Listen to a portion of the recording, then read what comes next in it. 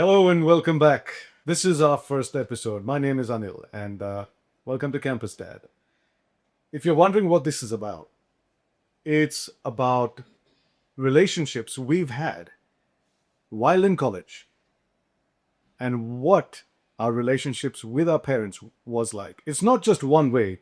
Parents have a challenge with teenage girls who are in college, and teenage girls have challenges with their parents. Not all of them, but most of them. So, this is the first episode where we're going to explore these relationships, not just with those who've been through college, but those who are also in college. But if you are a parent and you'd want to be on the show to discuss things that you might need some help with, and I know you need help because parenting is a science that no one has any clue about. We just do our best as parents. And we learn from each other. We support each other. And that's what this is also about. But my daughter would say that, Dad, you're a cool guy. So that got in my head. Now I'm a legend in my own mind. And so I've started CampusGal. Well, the company. A platform for college girls to help them do whatever it takes other than academics to come out of college confident, collaborative, competitive, fearless, grateful, and all those good things. And this show is the first of our production called Campus Dad. Me. Today, my first guest is an old friend, a good friend, someone who will make me comfortable because I'm pretty nervous doing this. I'd like you to welcome on the hot seat my first guest on Campus Dad, Vasundhara Das. Of course, we know her as someone else. Well, we have a different name for her, which she hates us calling in public. I'm not going to tell you that secret. So, Vasundhara, welcome to my show and thank you for... Thanks for having me, Anna. And thanks for dating me. In front of No, she didn't mean dating her. No, not that dating. We're dating word with age. Okay. See, we got to be careful about what we say, right? Okay. So, Vasundhara Das, what college did you go to? I went to Mount Carmel College. It's around the corner here. Yeah. So we're... Very familiar. Our studios are in Vasundhara, which is in the same space where the Mount Carmel College is and others. Okay, so you went there for 11th, 12th, or you went into the degree space? No, I went 11th, 12th, and degree. So I spent 5 years in Mount Carmel College. 5 years. And what did you enter college to do? What was your plan? You know, when I was in 7th grade, I pretty much decided what I wanted to do in life, which is sing. Okay. But you like singing. Yes. It was not your academic choice. It was your passion. It was my passion. But of course, my parents, since we're talking so much about them in this, we're talking about Campus Dad. My parents, although they had really pushed me to go out and learn music and all of that, by the time I got to 10th and I finished my board exams, and then I said to them, I want to be a singer and a musician. Now, wait, let me go back to that place. So when you were 7 and something, you showed something. 7th grade. 7th grade. So you didn't sing before that. No, I was lonely. You were learning, of course. So that's what I mean. So you got into learning singing how long ago? How old were you? When I was 6. They'd been really kind of, in the beginning, like most children, it's very difficult to push a child into an art form or, like into any kind of discipline. It's like most parents today wanting to put kids into all kinds of classes. That's right. Like piano, violin, Correct. whatever. I mean, it's put them into a class, but then, you have to follow up on their practice. You have to make sure that they're progressing. And it's not just a blind class that you go to. All this conversation has made me feel, now I know what my parents did wrong. We went to classes too, by the way. We were the same age, almost. And I'm not the singer she is. But it's my parents' fault. They're not there, God bless their souls. They're both gone. But now I know why I'm not a singer. But how did you become a singer? I mean, there's a big push from my family to learn music in the first place. So let's start from the learning part of it. Mm-hmm. And of course, there was a lot of support in the sense of making sure I got to a class in spite of whatever work schedule my mom had. She's a working mother. So no matter what, she got me to that class on time. It seemed like an expectation because I come from a family that sings a lot. Like people sing in my family. Literally everyone in my family. Outside the bathroom. Outside of that, they sing really well. Oh, you mean My like grandmother, like my grandaunt, my performances? aunts. No, they sing well, like at Gatherings and stuff. So it's something that they expected me to do well. So In the DNA. yeah, because it's part of the DNA. It's, everyone can do it. So, here's another kid with a nice voice can do it. So there was already expectation there. So in the beginning, the pressure was a little high in terms of, they all say really well. And our first guest today on this hot seat is Vasundhara Das, who's about to tell us the pressure she felt when her parents, her mom especially, pushed her from music lessons when she was 6+. At that age, you're not disciplined and you kind of want to go out and play and that's pretty much the same kind of kid that I was. I had friends out in the gully outside my Sounded like a tomboyish. Yeah, and I didn't want to be sitting with a harmonium or a tanpura at the time everyone else was out playing, right? So I would run off and do my thing. No, I would just hide.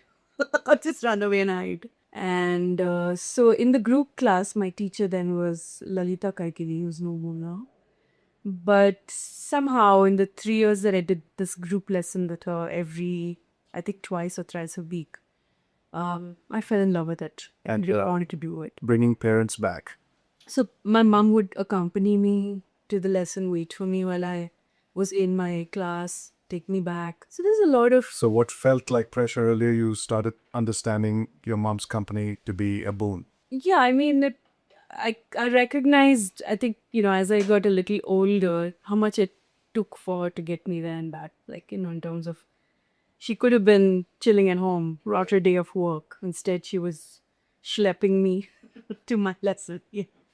So after a while, I got to a point where I was advanced enough to have a one-on-one lesson. Right. So when you were younger, before college, you're a different person. We're all different in school. We're under the thumb, control or supervision of our parents. Yeah. But now you've stepped into college, freedom a little bit. When you walked in the first day into Mount Carmel College, what do you remember that? So I applied only to Mount Carmel College. So let's start there. It's the family No, it's not. college. It's Your mom didn't go. No, my mom is from Bombay. Okay.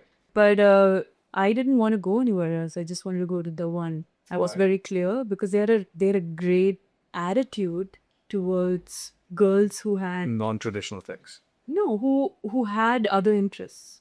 Which are non-traditional. Yeah, who weren't only academic, and they were very sort of nurturing of that. And the principal at that time was Sister Genevieve, who was known to be encouraging of extracurriculars, and she really believed in overall personality development versus just... Yeah, God bless her soul. If she was around, she'd be on the board of CampusGal, because that's exactly what we want to do here is for the general improvement of college girls, not just an academic excellence space. So when you entered, what happened then? I mean, with your I want to start with my interview actually with college, because I think that changed everything for me. Up until this time, my parents had been pushing me to study music, be a musician. And then I said, okay, I want to be a musician. And they were like, no, you need a backup. You need a backup plan. Whatever doesn't work. They thought they can use reverse psychology and actually we say, yeah, okay. So then I was like, okay, so now I have to go to college. And they were like, yeah, you need to get a degree, at least a degree. But did you want to go to college? Since you already knew you want to be a singer, why college? Which that was a question I asked them, and they were like, no, please at least get a degree. So that meant I needed to either go to 11th and 12th in a school or hit college. And I decided I'll hit Mount Carmel if I can, because then I can do both. If you hadn't got it, what was mine be? I didn't have one really. Good, so that's focus. That's stupidity or courage. You can decide. Depends on how you see it, right? It's focus or crazy. So I applied to Mount Carmel's and somehow I got in. And we got to the point of where they have that final interview. And in the room with Sister Genevieve were every lecturer that had been put in charge of anything extracurricular. You had somebody from the NCC, you had someone from sports, you had someone from, so they were just listing out girls that they found had potential in different things. Well, that's interesting. So they actually scouted for. Yeah, they scouted for girls that were These not just about. So you entered the room and you didn't go to Sister G's table first. You went to about 5 different tables before you got to her. That's It's interesting. amazing. Yeah. And I remember the first one was a person who was in charge of sports. And she looked at my body and she said, Next. no. She said, you look tall and you look like you can play a sport. So it's like everyone's trying to recruit everyone. Yeah. What team sport have you been exposed to in your school? And I had been on the volleyball team. So I signed up for volleyball. And then the next thing was NCC. And she said, again, You're tall. same thing. You can go Have you been in guides? And I had. And so she said, well, this is the next step. And if you focus and you kind of work towards it, you can work towards being Republic Day NCC candidate. I said, I'd love to. Then there were, another couple of people. And then finally I got to Sister Genevieve's table. The first question she asked me is, are you musical? Do you play an instrument? Do you sing? And I said, I sing and I play the keys. And she said, do you want to join one of our music associations? We have two. We have an Indian Music Association and a Western Music Association. I said, I'd love to join the Western Music Association because it had a lot of Indian music in my life. Training, right? Yeah. And she said, that's fabulous. Someone wrote my name down. And then my parents were like, they were freaking out because then, what's going on over here? Is this about studies? What's going to happen over here? And she looked at them and she says, see, now she signed up for a few things that she feels she's going to be good at. I'm telling you, but from experience, that candidates like this feel a sense of responsibility because they are given these opportunities and they do well. They make sure they do well. I don't see any difference. I have faith. No, but they took you in all these things, or they said focus on one. No, they really wanted me to, So you played volleyball, went to NCC, and sang. And you studied how? Where? I don't know where. So I signed up for all of it, and I think the first 2 months gave me an idea about what I really wanted and didn't want to do. I continued with the NCC, and I continued with being in the Western Music Association, auditioned, all of that stuff. You audition with, Right. and they have them pretty early on. And so I got through all the prelims quite easily. And No kidding. and then there were contests, and Who was your biggest competitor at the time? I don't remember because we were all UBs, we were. So you're saying you just didn't have competitors? There were lots of kids. There were lots of girls who were singing really well. It's just that you were just. Did anyone take it to the next level other than you? Not at that point. We're still talking 11th grade. Very young. So you had to qualify for the finals. And then you did qualify for the finals. You had to go perform. And I remember that my first performance was actually in the Indian music competition. And I sang a film song. And I'm not a big listener of film music before this time. My parents were like very sort of focused on classical. No, but Carnatic music never showed up? no, my gran gave me a choice. I just said Carnatic or Hindustani. And why did you pick Hindustan? Because my older cousin said Hindustani. He said, She was like your... he. Oh, he was like your... No, I just didn't know the difference. Oh, like that. Just pick one. I was 6 when I was asked this question. It I know sounds the good. difference. Okay, I'll go with that. So that's how it came about. But it's also important that first competition, the finals, I had been used to being the girl who sang in class in school. Okay. And then I went with the same attitude on the stage in Mount Carmel College. To do this all over. Found what, do this all over again? No. And found that the entire audience were waiting For you. for freshers so that they could boo the crap out of them. So you walked into the hazing unit. Yeah. And so I remember this squealing, booing crowd, about 300 girls in the audience. And I just forgot everything. I forgot the tune. I forgot the lyrics. I forgot everything. No way. Yeah, and I just stood there in absolute, like I was just shell shocked, and they just Like, I was just going to ask you, did you shut them up? Looks like they shut you up. yeah, that first time. But let me tell you, that was really, really important for me because I had never been shut down like that before. So I had never forgotten what I was there to do. I forgot lyrics, I forgot the tune. And then I don't know what I did. I made up something, I sang something, and I just came away. And a week later was the Western Music finals, and I had qualified for that as well. But that time when I went back up on stage, I was ready. Did they boo you then too? They had it out for me, well, because Because they saw you the first time. yeah, they'd succeeded in getting to me that first day. And so the next week, when I went up to sing for the Western Music finals, I just didn't care. I just stood there and I sang. And at some point, What song did you sing? it's cliched.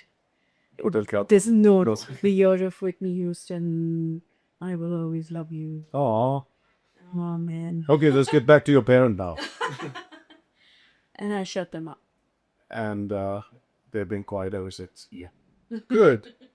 Now, your parents at that point are thinking, is she getting a degree? What was your results like? Because clearly they wanted you to pass, get a degree. Yeah. And were you doing that?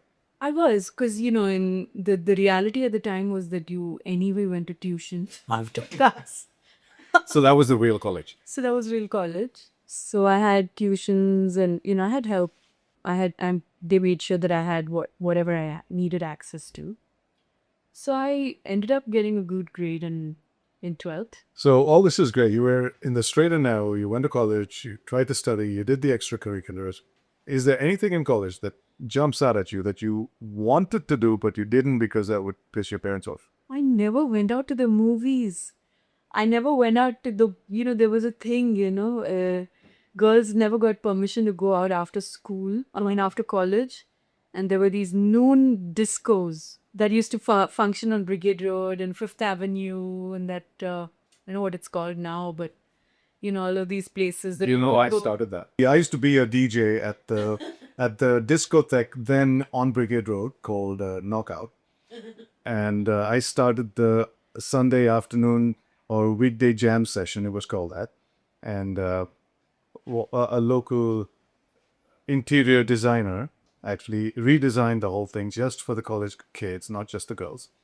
And you were part of that gang that came there. So I no, I never did, because I was You didn't get to practice. Yeah. So did you have angst on that front? So we had a really rigorous schedule. The Western Music Association, from 9 to 11, we had practice. From 1 to 1:20 to 2, we had practice. Then we had to stay back after college. So there's really nothing else that you could do, And so eventually I had to drop out of NCC also and Really? refocus on music. So I never really got to bunk college and go to movies, have a boyfriend. Never had the That's a time. great segue for the next question that was coming up. So this show is called Campus Dad. It's a show that's exploring relationships between college girls, their ambitions, their dreams, and how they either collide with that of their parents or are in harmony with it. And my first guest on this show is Vasundhara Das, who went to Mount Carmel College. As you may know, but let me tell you if you don't. If you don't, you should come out of that rock now.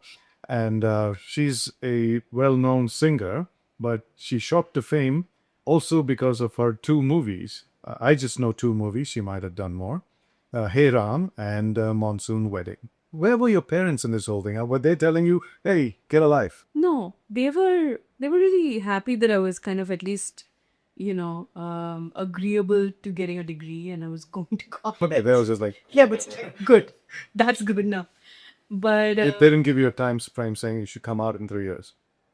As long as you came out with a degree, didn't matter when. no, but I came out for you. That's different, but was that their attitude? They wanted a degree. Yeah, at the end of it, they were like, you need a backup plan, and it's got to be something viable. If it wasn't singing, would it been what, career-wise? really, I never have second guessed this. It was always going to be So second time focus. Yeah, it was always going to be this. And everything I chose and everything I did was a step closer to what I wanted to do, even when I was really young. Well, that's great. And a lot of girls actually have such dreams. In fact, I just met one yesterday, going to the same college as you did, and has a skincare product that she wants to, market and make a business out of it. That's her dream. But she might not have a parent that's as supportive as yours. So you see, this is where the issues start cropping up. So you felt quite fortunate. I'm really fortunate. Or you didn't think there was any other way that it could have gone the other way at all? No, no, they were really, they were on board. And, it was always, and we negotiated it like that. Okay, tell me about that. So, mom and dad were like to have a degree. And I said, fine. Check. I'll get one. And then when I did get one, I said, now that I've done what you want, I need a year off. You took a gap year. Yeah, I took a gap year. Okay. Which is unheard of in India. And in that gap year, No, wait a minute. Sorry. yeah, but So with campus dad, so no. that is beyond your scope. No, it isn't. It isn't. I have a daughter that did exactly the same thing. In fact, she dropped out of school in 11th. Oh, It's like, Dad, I want to not go to school anymore and do my 12th as a private student. It happened. I was there on the other side. But why would you take a gap year? Oh, you mean gap year after the 12th? no, after my degree. They wanted me to get a master's next, and I was like, oh no, second. So clearly it was a Yeah. gap. Yeah, they were trying to sort of entice me into moving ahead. And masters in what? Something. So I'd done my bachelor's in mathematics, economics, statistics. Get out, really? Yeah. Those are the exact 3 subjects I failed in college. Yeah, and I came out pretty good. Yeah, so that was my major in the degree side of college, BSc in KC College in Mumbai, and my subjects were maths, economics, and statistics. And I failed all 3. And then I told my parents, see, I did what you wanted. It didn't. It didn't work out, so now I want to do what I want to do. But this is not about me. And we were talking about negotiating with your parents after After a bachelor's degree, which that was supposed to be the only thing they wanted. yeah, that was the ask. And then suddenly there was a master's in the conversation. And I said, no, I need a year off. I need to figure out what I really want to do. And so the deal was that in the year that I take, if something significant happens in my singing career, We were talking about if it wasn't music, you had no plan B. I didn't have a plan. I didn't have a plan. So why did you take maths, economics, and statistics? Because It's musical. kept things, I mean, math and music are definitely connected, but it really kept the playing field quite open. I could have gone into an MBA. I could have gone into I could have gone into a master's in any of the 3. But you had no inkling of any career that would have excited you. Yeah, it wouldn't have been a passionate existence. I love what I do. It wouldn't have been that, but it would have been something that sustained me, and I could have. And in those days, singers, did they make a living? So that was the other ask. They wanted to meet someone that was making money off of music. Because I'm sitting in their shoes Yeah, as that dad. yeah. Right? I'm going to ask you, if you were my girl, I would ask the same question. So Yeah. what was your answer? I didn't know anyone that was making money off of music, and I had to dig to find someone. But you didn't say, but Dad, I'll be the first. No. I just wanted to make them feel okay with it. So who was more not okay, mom or dad? She wanted me to be financially independent. It's really important to have your financial independence. It's really important to be able to have agency over your life because of your financial independence. I think that is important lesson that I got even from my grandmother. So that's why you didn't have any boyfriends. I didn't have time for boys. Well, they had time for you. No, you didn't meet anyone in the singing fraternity where you were always going to be hanging out. I was always hanging out in a girls' college, in a girls' choir. But in that gap year. In that gap year, I skipped town. I left. There are Bangalore. boys everywhere, you know. I left Bangalore. I went to Chennai. And did your parents not have a issue about that? Saying obvious thing would be okay, you'll do your masters, but beti shadi karoge. No, No, none of that. never. They had a problem with my, I said, I think I want to go to Bombay. And they said, no, Bombay. Why? I don't know, something. They were You scared. didn't ask. They were scared to send me that far. It's really far. But my mom's from Bombay, so I found it really, Weird that she. weird that she would say that. But she said, I'm okay with you going to Chennai if you want to go to Chennai. I said, okay, I'll take that. And How's the weather there? Terrible weather either way. I mean, it was like either the frying pan or the fire. They were pick Bombay. Bombay or yes. So I showed up in Chennai and I decided to audition for a record label that had their presence in Chennai. And Which label was that? it was Nagna Sam. They were the only ones that The pop artists. Yeah, they were the only ones that were producing pop artists. They were they were experimental. Sure. They were open to things. Is the indie music Yeah. genre? Yeah. And they had a Chennai office. And I'd shown up in Chennai with my -1 track, ready to audition for anyone who would listen to me. I walked, and I just walked into their office one day. It was a cold call. Okay.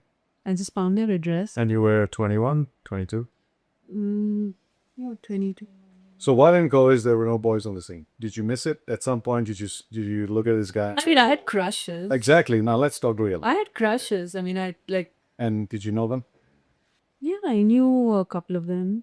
My cousin lived upstairs. He was older than me, 3-4 years older than me. I had lots of friends that came in and out. So I wonder why you had friends. Was it because there was a younger cousin down there, or many younger cousins. I was like way down this list. Teenager behind these big glasses. did you have these boy conversations with your parents? And they were like heaving a sigh of relief. Chalo, abhi tak hi- Yeah, it was. I was very single-minded. This is surprising to me also. I would have these fleeting crush moments, and then someone would pass by that I was into, and I would be like, I don't have time to follow this person. There's not going to be anything. Then I think during my second year in college, I became a part of ISEC. So think deep now. There must be something there. ISEC. Do you know ISEC? Yeah, I was part of it And at some point. Then that was when I was really exposed to a lot of different people from all over the country. Again, no major crushes or anything, but then there was Nothing to one. bring home about. Yeah, there was one time that I met Brainiac from IIT Delhi or something, and Of course. yeah, Nothing short of that. I was totally into him, but distance didn't. Didn't work out. Well, just as well, Delhi. Anna. Yeah, and then I don't know, totally lost touch with this person and moved on. So when a boy showed up in your life, you were well past college. Yeah, I was actually very much well past college, but up until then, this is a kind of career where you have to, Stay on guard. you have to be in 100% because there are opportunities coming your way, and you really can't. Well, so you think boys would come in the way of that? In the beginning, yes, until you kind of establish yourself and. No, why would? Is it important to be single in your business? That be perceived as being single? I think so. In the beginning, at least, when you're trying to. Really, I thought it was just with movie actresses, even with singing. Both my careers took off at the same time. Oh yeah, okay. So literally, this is the chronology. I auditioned for Magna Sound. I got signed, and I started working on my album straight away. Mm-hmm. And I was hanging out with a producer then called Pravi Mani, who was Canada based, but was in Chennai at the time. And we were writing music together. He would have things that he was doing with Rahman. So there was interest. People were seeing me. Okay. And then suddenly I was getting. You got seen. Yeah. And I got, the people started coming and asking if I wanted to be in film, like as an actress. And the first few I was really surprised, and a couple of them I really laughed off because I'd had no theater experience or anything. And then as the offers came in, they got more and more serious. And then one day an offer came from Mani Ratnan's office for a screen test. Sure. He was directing Alai Payude. He was Well, that's a casting. Yeah, he was casting for that. And so I went and screen tested for them. And then, but a few days later, I got a phone call from Kamala Hassan's office wanting me to. So my parents were freaked. They were like, "What are you doing in Chennai?" It was just the calls were going to the landline at home Okay. because I didn't have a mobile phone. So my mom was like, "What's going on over there? Come back." And so so by then I made a demo with Praveen for Magnuson. We confirmed that they wanted to work. So your first release. Signed on. I screen tested for Kamala Hassan. The movie shoot started 3 days later. We finished shooting the film, but in the meantime, I started working as a playback singer with A. Rahman. And my first song with A. Rahman released before my film came out. And Okay, which was? that was Shaka Laka Baby. Okay, we all know that, right? Shakalaka baby. All right, if you're just tuning in, this is Campus Dad. My name is Anil, and this is Vasundhara Das with me, the singer, actress, actor. Now they call it gender neutral. And we're talking about relationships while in college and how it was with parents. If the parents were 100% behind a dream that a college girl has, or do they negotiate? Now, bringing you back to that space. Oh, by the way, if you're just wondering, and what's CampusGal all about? CampusGal is a platform for college girls to be able to learn new things, experiment with life. We have a huge studio here that they can come and shoot reels with, tell their stories, webinars, workshops to make them more confident people. Our website is campusgal.in. And when you go there, if you look for some content, it's called Amne Samne. It was a show that I did. And that show was done almost 20, 25 years ago. And that was an interview I did with Vasundhara Das. And a lot of things that I'd forgotten from that interview, I had to go back and listen to and get a recap on. And if you want to check it out, Amne Samne. I have a lot of other people in the Bollywood space in that show. So let me know what you think, all right? Give us your feedback. Thumbs up, thumbs down. There's a whole bunch of shows out there, podcasts, audio, some video, and we'll hopefully increase this video space. Now, in conclusion, on this show called Campus Dad, I'm going to go back to Vasundhara and ask her, what would you do things differently if you had a chance to go back to college? And specifically with your relationship with your parents.